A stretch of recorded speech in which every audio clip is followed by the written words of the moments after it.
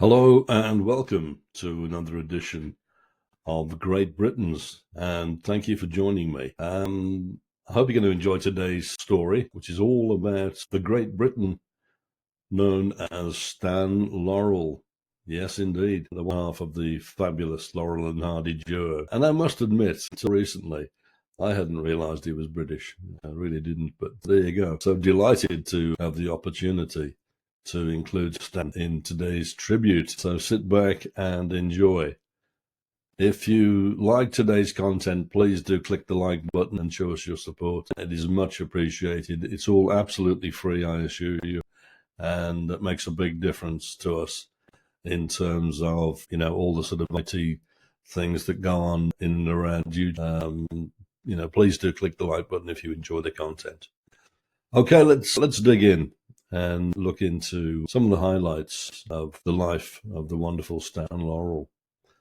He was born in Ulverston in the Lake District, which is a beautiful part of the world for those of you that may not know it. So he was very fortunate there for a start to be born in such a lovely area. His parents were theatrical performers. So they're often off doing stuff and traveling the country and God knows what, which Stan shared in for a while, but then, of course, in his teenage years, etc., when his education became more critical, if you like, he did tend to stay at home with other members of the family. He was deaf in one ear, but that really never held him back in terms of his education. Indeed, he went to grammar school and then on to public school when the family moved to Glasgow. His first professional performance was actually on stage in Glasgow. He was doing like musical stuff and pantomime, as you might expect. After he completed his education, he decided to emigrate to the United States.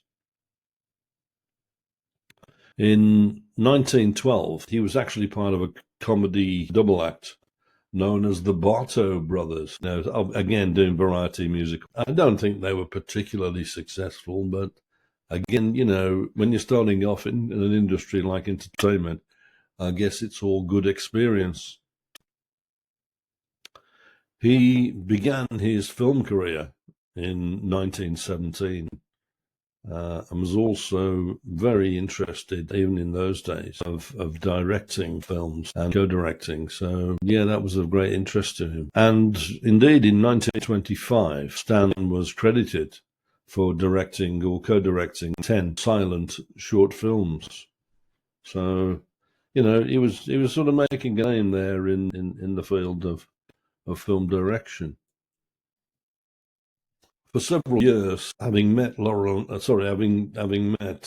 Hardy, they made films together for most of the filmmakers, and they were a huge success. It wasn't sort of an instant thing, just to put things into perspective. Laurel and Hardy had sort of worked together on odd films, but it's only when one or two of the bigger film companies kind of noticed this wonderful screen presence they had together and how the public reacted to them.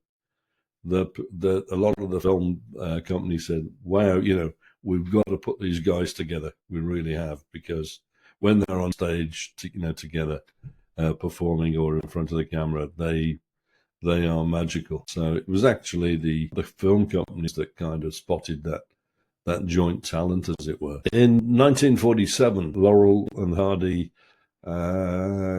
came to the UK on a 6-week tour, performing in many venues.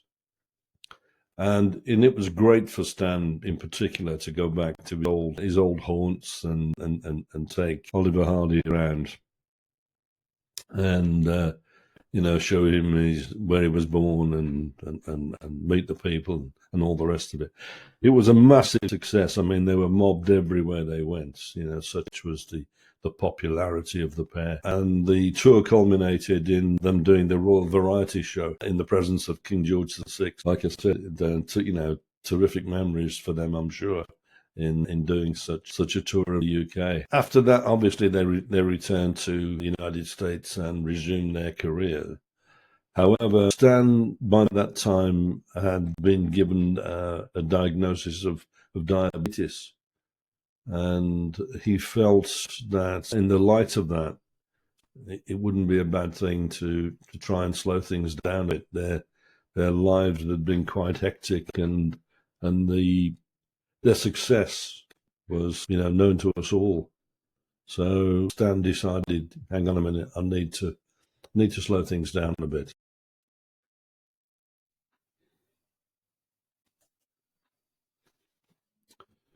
In 1957, after suffering 2 strokes within 18 months of one another, his pal Oliver Hardy sadly passed away. Stan was absolutely devastated by this news, and so much so that he was unable to attend the funeral. It really did have a huge impact upon Stan's life, and so much so that he refused to work again and avoided all public appearances. One interesting statistic I've learnt in presenting this today was that in his own right, Stan Laurel appeared in almost 200 films, which is just a staggering amount, isn't it? In 1961, during the Academy Awards, Stan was given an award for his pioneer in particular and his contribution to comedy. He has a star on the Hollywood Walk of Fame. Again, a real accolade for any performer, I would guess. And here in the UK in 2019, an audience of television viewers voted Stan Laurel as the greatest British comedian ever.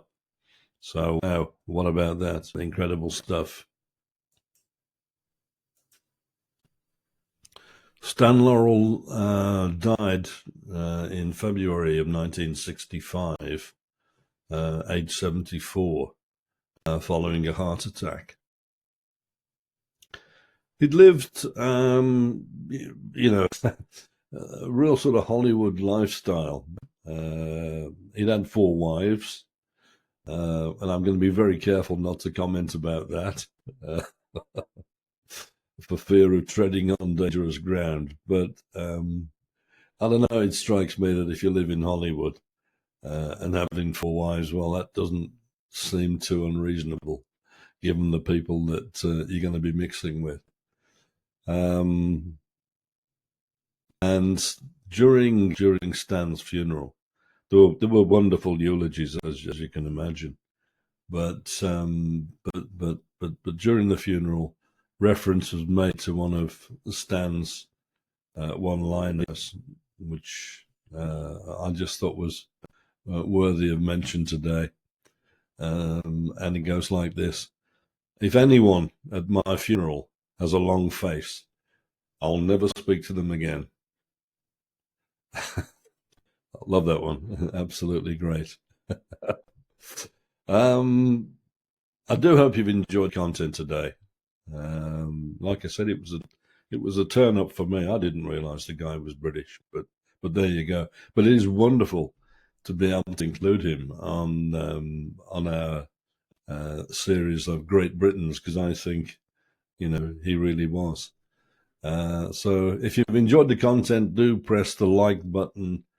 I'll catch up with you very, very soon, and thank you for joining me today. Thank you very much. Bye for now.